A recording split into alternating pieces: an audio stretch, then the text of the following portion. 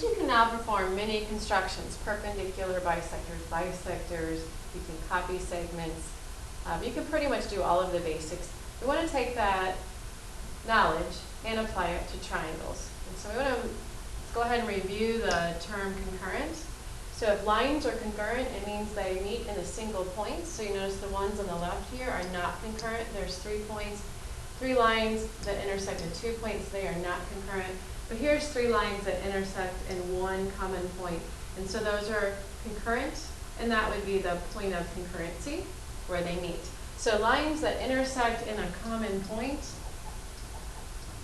would be the definition of concurrent, and you can see that point is called the point of concurrency. So we'll do 3 constructions. The first thing you're going to do on each investigation is to draw 2 triangles. So in the space in your paper, kind of fill that paper up, draw one acute triangle, and the other one can be obtuse if your last name begins with A through M, or right if it doesn't. And so go ahead and draw those. They don't have to be perfect. You might want to use the corner of a piece of paper to get your nice right angle, or you could use a protractor if you want. So go ahead and pause this and draw those 2 triangles. So my last name begins with C, so I drew an acute triangle and an obtuse triangle. And our next step is to construct all of the angle bisectors of both triangles. If you need to look back in your notes on how to construct angle bisectors, that would be a good idea.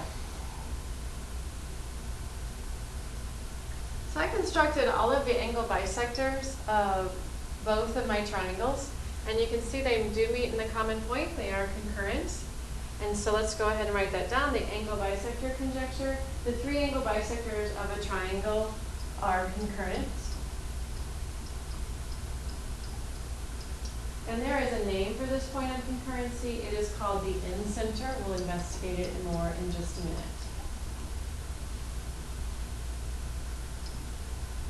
Investigation 2, go ahead and draw the 2 triangles again. So the acute triangle and whether you're supposed to do obtuse or right. All right, here's my triangles. In this investigation, you want to go ahead and construct the perpendicular bisectors for each side of the triangle. Remember, it doesn't matter. It doesn't have to go through the vertex. You're going to construct the perpendicular bisector of each side individually. So go ahead and pause this and perform that construction. All right, I have my perpendicular bisectors drawn, and I'm looking at those lines, and I notice that they are also concurrent. On the obtuse triangle, you may have had to extend those out if you need to see that they meet.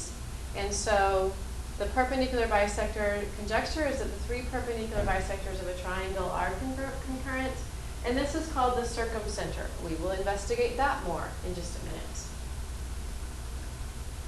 Our third and final investigation construction will be the altitudes of a triangle. So go ahead and again, draw your acute and your other triangle on your paper and construct the altitudes. So pause and construct. All right, I have my triangles drawn, the altitudes constructed. So I notice those are all the perpendiculars from a vertex to the opposite side. And so on my obtuse one, the blue is my triangle, and these are the altitudes. So I had to go perpendicular to the opposite side, so I had to extend this side to bring that perpendicular down. You might need to extend those altitudes or the lines containing the altitudes to show that they meet, and you notice that they do, so we can say that the altitudes of a triangle or the lines containing them are concurrent.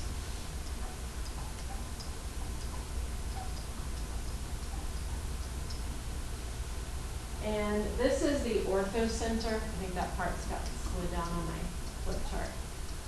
So add orthocenter, and that's the name of that point of concurrency. Now you're probably asking yourself if there's a triangle where all the points of concurrency will be the same. So let's take a minute to look at that. So I have a triangle here, and it has the different points of concurrency marks. So I'm going to go back to my triangle that I should be able to move around. There we go. So different shapes of triangles. And let's just review and let the computer do the work and make it a little bit easier. So I'm going to have it show all of the altitudes And we notice that they meet, and I should be able to change this triangle a little bit so we can see that point. And so those are altitudes, so that should be labeled orthocenter. And notice whenever I move this triangle around, no matter what I do, those altitudes meet, so that it becomes an obtuse triangle, back to acute triangle, obtuse triangle. And think about where the altitudes are on a right triangle, so that's pretty close to right. I'm going to hide those, hide the altitudes, hide the orthocenter. I'm going to show the perpendicular bisectors of the sides. Remember, those don't have to go through the vertices, and they meet. And we know that that point of intersection, circumcenter. And so I will move those around. You'll see that no matter where I move it, they meet. And it can also be on the outside. There's our obtuse triangle. Obtuse triangle. And notice where it is on the right triangle as well. Okay, let me hide those. And the last thing, we'll look at our angle bisectors. So it looks like those angles have been bisected. It does not have to go to the middle of the other side. And that, we know, is called the incenter.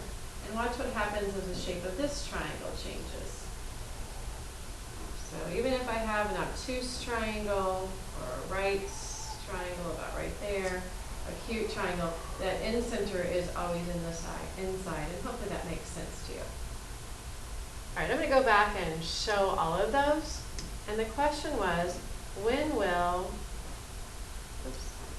all three of those be the same?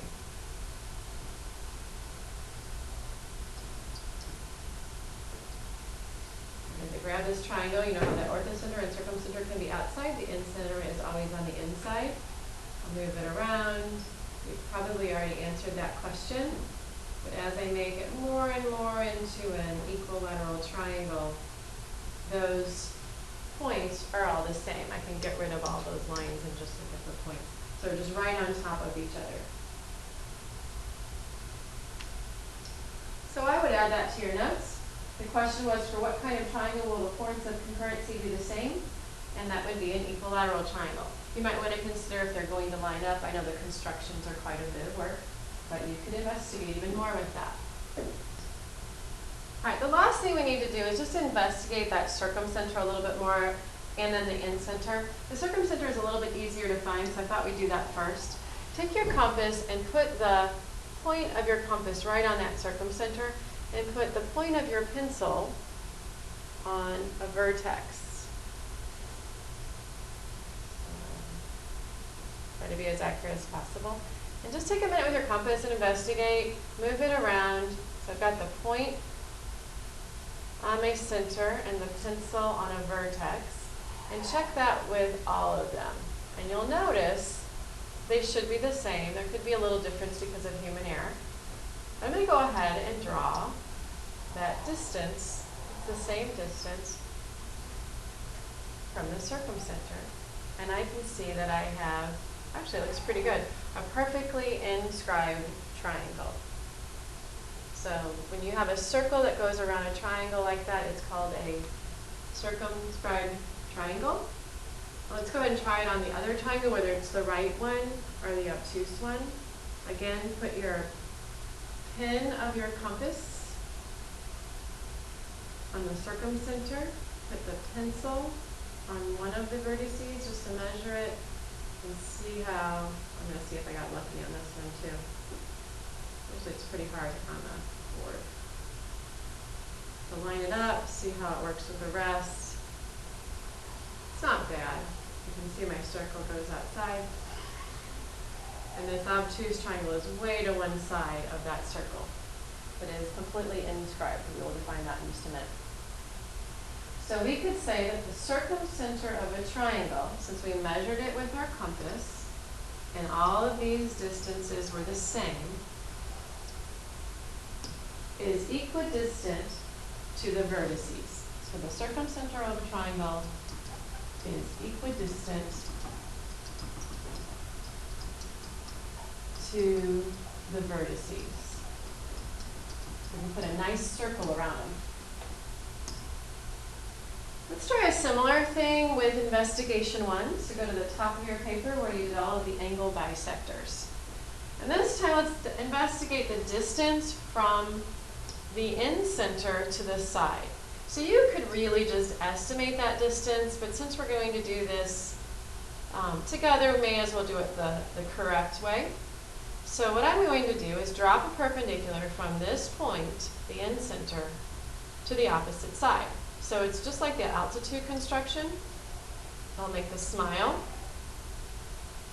And from these 2 points, I'll make an arc, 2 arcs that intersect. And so now, when I draw that line, and the way mine's drawn, it might go right through that angle bisector, but I wasn't sure if that would be exact. I wanted to check that. And connect the point of concurrency with the intersection. So yeah, it's pretty close there. And that will give me that exact distance. Remember, that's how distance is measured. From the in-center to the opposite side. So I have to adjust a little bit. I want to measure from the in-center to the opposite side. I'm going to move my compass around and see how that compares with each side here. Mine are slightly off. I'm going to make a little bit of an adjustment.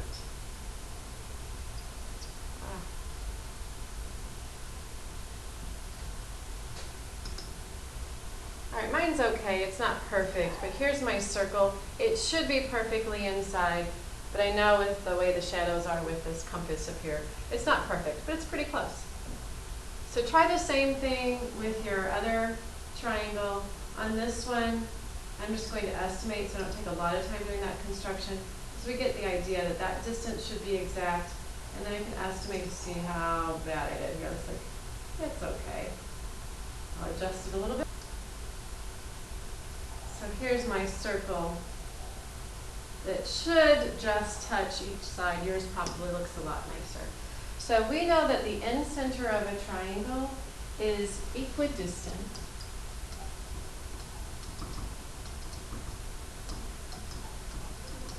from the sides.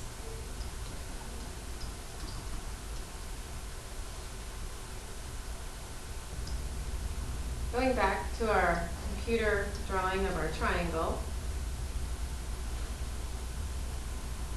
looking at the in-center, we could show the circle that's created around the in-center that's equidistant from the sides, nice and perfect on this triangle.